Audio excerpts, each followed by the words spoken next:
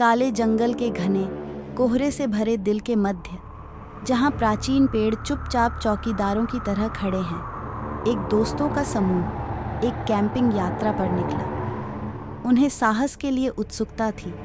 वे एक पुराने छोड़ दिए गए केबिन के पास अपने टेंट स्थापित करते हैं, जिसमें भूतों की कहानी सुनाई जाती थी।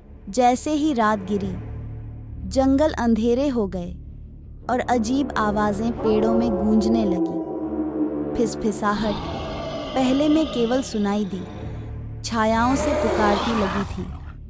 अपनी असहनीयता को नजरअंदाज करते हुए दोस्त एक फिरा बनते हैं, जो एक बेहद घबराहट का एहसास करते हैं। एक एक करके दोस्त गायब होने लगे, कुछ गहरे जंगलों में गायब हो गए। फैंटम आवाज उनके नाम बुलाने लगी, दूसरों को रात के मृतक में ले गए। केवल फाटे टेंट और रक्त से भरे पृथ्वी के लिए पीछे छोड़ दिया।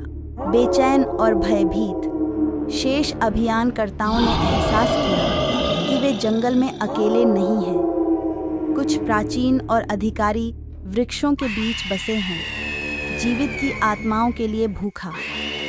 जैसे ही वे जीवित रहने के लिए संघर्ष करते, दोस्तों ने ब्लैकवुड जंगल के अंधेरे इतिहास का खुलासा किया। एक इतिहास जो हत्या, धोखे और अवाक कुर्सी के द्वारा भ्रष्ट है।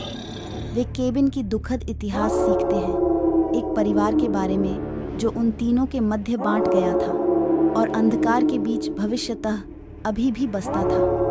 लेकिन ज्ञान केवल उन्हें बचा नहीं सकता था। हर घंटे बीतते ही जंगल अपनी गहराई में उसकी पकड़ को कसता था, अपने भय के जाल में उन्हें खींचता हुआ।